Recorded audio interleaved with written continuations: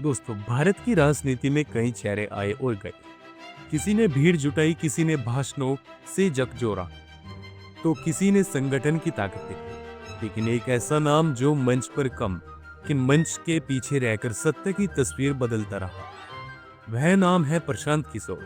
उन्हें लोग पीके के नाम से जानते हैं, परंतु आज वो केवल एक चुनावी रणनीतिकार नहीं, बल्कि एक जन जागृति आंदोलन के अगुवा बन चुके हैं।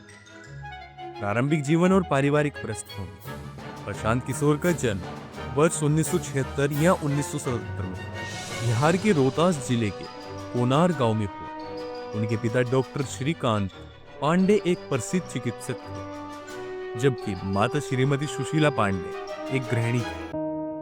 उनकी परवरिश एक शिक्षित, सादगीपूर्ण और अनुशासित वातावरण में हुई। बचपन में प्रशांत बेहद जिज्ञासु स्वभाव के थे। पढ़ाई में होशियार और सामाजिक मुद्दों पर संवेदनशीलता उनकी पहचान थी। उनके परिवार ने उन्हें नैतिकता, कर्तव्य और परिश्रम का पाठ बचपन से ही पढ़ाया। शिक्षा के लिए वे बक्सर चले गए, जहां उन्होंने माध्यमिक शिक्षा प्राप्त की। संयुक्त राष्ट्र से रणनीति तक का सफर। प्रशांत किशोर की प्रारंभिक करियर की शुरुआत एक अंतर्राष्ट्रीय संस्था से हुई। उन्होंने संयुक्त राष्ट्र यूएन के तहत स्वास्थ्य से जुड़े कार्यक्रमों में 8 वर्षों तक कार्य किया। यह अनुभव न उन्हें केवल जमीनी स्तर की प्रशासनिक समझ देता है, बल्कि उन्होंने नीतिगत योजना की गहरी समझ वहीं से प्राप्त की। इस दौरान उन्होंने भारत के दूर दराज इलाकों में स्वास्थ्य सेवाओं को लेकर काम किया और सामाजिक व्यवहार परिवर्तन के लिए जमीनी रणनीतियां बनाई। यही वो बिंदु था जहां उनके भीतर एक रणनीतिकार का जन्म हुआ। राजनीति में प्रवेश और मोदी का साथ। 2011 में भारतीय राजनीति एक बदलाव की ओर बढ़ रही थी। नरेंद्र मोदी, जो तब गुजरात के मुख्यमंत्री थे, 2012 के विधानसभा चुनाव में तीसरी बार सत्ता में लौटने की तैयारी कर रहे थे। इस समय प्रशांत किशोर राजनीति में एक रणनीतिकार के रूप में पहली बार सामने आए। उन्होंने बिना किसी औपचारिक पद या पार्टी सदस्यता के भाजपा के साथ जुड़कर गुजरात चुनाव के लिए रणनीति बनाई। उनका प्रमुख योगदान था चाय पर चर्चा, 3D रैलियां, रन फॉर यूनिटी और सोशल मीडिया प्रचार। यह पहली बार था जब चुनाव प्रचार डिजिटल और मैनेजमेंट आधारित बना। 2014 भाजपा की ऐतिहासिक विजय और प्रशांत किशोर की प्रसिद्धि। 2014 के आम चुनाव में नरेंद्र मोदी प्रधानमंत्री पद के उम्मीदवार बने। इस बार प्रशांत किशोर ने citizen for accountable governance CAG नामक संगठन के जरिए एक सुनियोजित और व्यवस्थित प्रचार अभियान की रूपरेखा तैयार की। परिणाम स्वरूप भाजपा ने 282 सीटों के साथ पूर्ण बहुमत प्राप्त किया और प्रशांत किशोर को राजनीति का चाणक्य कहा जाने लगा। महागठबंधन और नीतीश कुमार के साथ नहीं पानी। 2015 में उन्होंने भाजपा से दूरी बनाई और बिहार के मुख्यमंत्री नीतीश कुमार के साथ काम करना शुरू किया। प्रशांत किशोर ने इस बार महागठबंधन, राजद, जेडीयू, कांग्रेस की चुनावी रणनीति को आकार किया और विपक्षी भाजपा को हराकर एक बड़ा चमत्कार दिखाया। उनके सफल अभियान के बाद उन्हें जनता दल यूनाइटेड में उपाध्यक्ष बनाया गया और फिर मुख्यमंत्री के सलाहकार के रूप में 7 निश्चय योजना को लागू कराने की जिम्मेदारी भी सौंपी गई। IPAC की स्थापना और रणनीतिक सफलता का विस्तार। प्रशांत किशोर ने IPAC, Indian political action committee की स्थापना की, जिसने देश की कई पार्टियों के लिए अभियान चलाया। 2017 पंजाब, कैप्टन अमरिंदर सिंह के लिए रणनीति कांग्रेस की बड़ी जीत।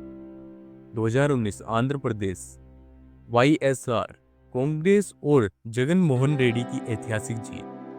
2020 दिल्ली, आम आदमी पार्टी की प्रचंड वापसी। 2021 पश्चिम बंगाल, ममता बनर्जी को तीसरी बार सत्ता दिलाई। 2021 तमिलनाडु, MK स्टालिन को DMK की सत्ता वापसी की। असफलता और आलोचना। हर सफल रणनीतिकार को असफलताओं का भी सामना करना पड़ता है।